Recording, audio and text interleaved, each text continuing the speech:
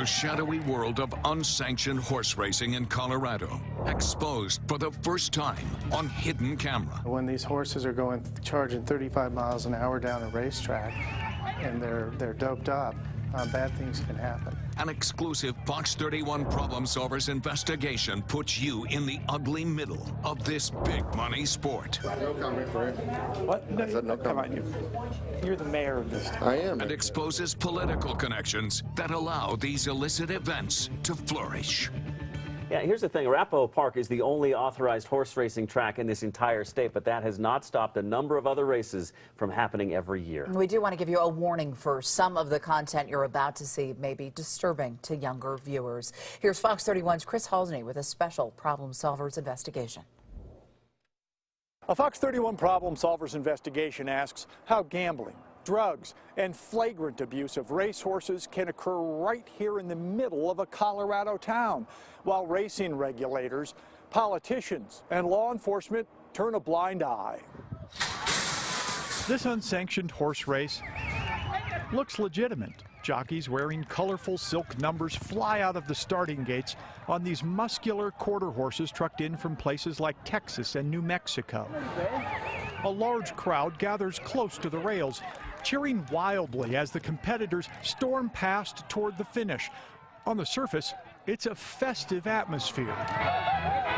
However, based on what undercover teams working with the Fox 31 Problem Solvers captured on camera, these for-profit match races have a sinister side.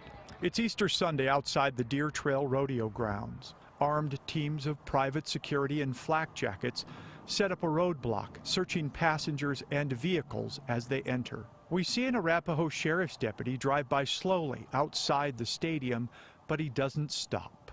Inside, the excitement builds as the gates open and horses start charging down the dirt straightaway.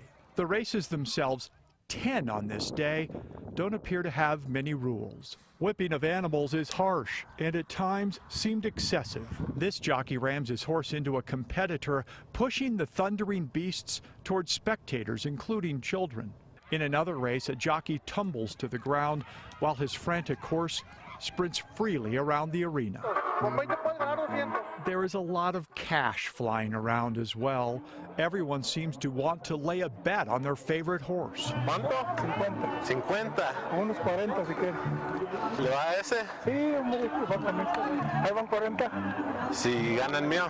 No, pues si gana usted, gana los 40. Men, insiders call gamble brokers, visibly carry large wads of money, both accepting and paying out bets right in the open.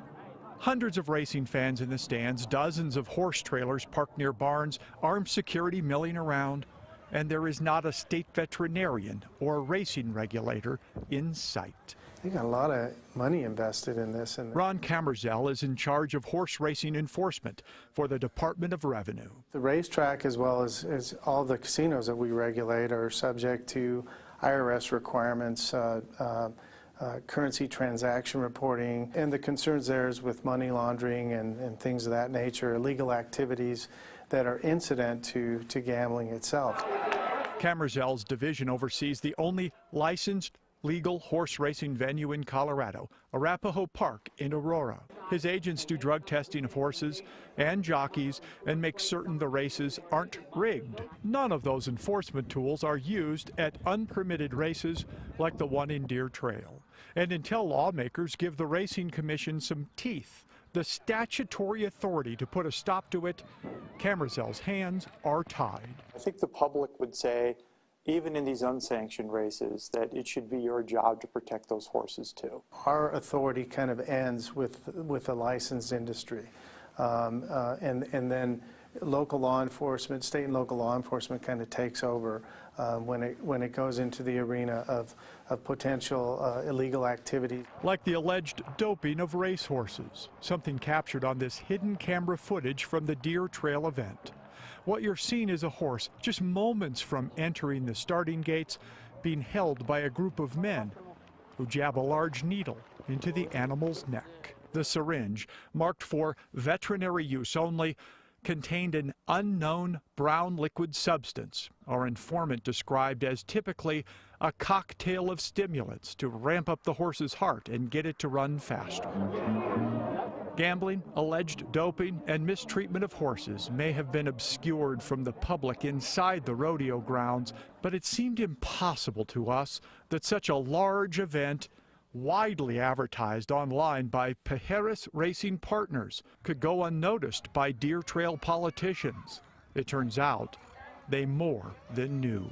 Let's call this meeting to order for the Deer Trail Town Board of Trustees. This is Deer Trail Mayor Kent Vassos. According to state records, Vassos is the registered agent of something called the Deer Trail Jockey Club. That jockey club is one of the oldest nonprofits in Colorado and owner of the rodeo grounds where the unsanctioned Easter races were held. Vassos admitted to the Fox 31 Problem Solvers as a member of the jockey club, he had allowed Pajeris Racing to use the rodeo grounds for match races over the past number of years. We approached Vassos following a Board of Trustees meeting to get an explanation. No comment for him. What? No, I said no come comment. on, you're the mayor of this town. I am, and it was a event held on private property, so it's not a town issue. You're also the president of the jockey club. I'm not the president of the jockey club. You're the no, registered sorry. agent? It looks like the paperwork, you're the registered agent. So you have something to do with this. I do. Both as a mayor and as a private citizen, correct? Yeah, and you'll ask anybody that really knows about it, and I tried harder than anybody to put them to stop. So, are you going to put a stop to it? Can you? They're already done. I told you that on the phone. There's not going to be another race held in Deer Trail, Colorado. And why'd you make that decision? Because of the stuff you brought to our attention. During the town's public comment session, I informed the Board of Trustees of our findings. I'm here representing some citizens in this town who've had some serious concerns about unsanctioned horse races. But none wanted to comment, including Judd Behrens. What do you know about it, if anything? I got no comment on it. No. From a town's image standpoint, is it good to have some of the illegal activities that we clearly saw there going on in the middle of your little town? No. But like I said, no comment. I don't feel like being on the news. The question now is, if Deer Trail won't allow these unsanctioned horse races on its track any longer, what's to stop the operation from moving to the next town? Following the Deer Trail event, I found this needle lying near the starting gates. The Fox 31 Problem Solvers sent it for testing to a lab which specializes in catching doped-up racehorses. We'll have the results coming up at 10. Yeah, it's interesting stuff. I saw a preview of that. You mentioned the law enforcement aspect of this. We saw the sheriff's deputy's car just sort of drive by. What are they doing? What are they saying about this? Arapahoe County says unless they're called for illegal activity, they don't go into private events. Wow. And are there other events like this in the state anywhere? There are. We found a number. There's some in Yuma County and in the Fort Lupton area. In fact, while we were investigating the Deer Trail series, I ran into some investigative reporters from the Greeley Tribune who are taking a look at the problems in Weld County. It'll be a front page story on Sunday. All right. We'll look for that story. Yeah, thanks a lot, Chris. One Colorado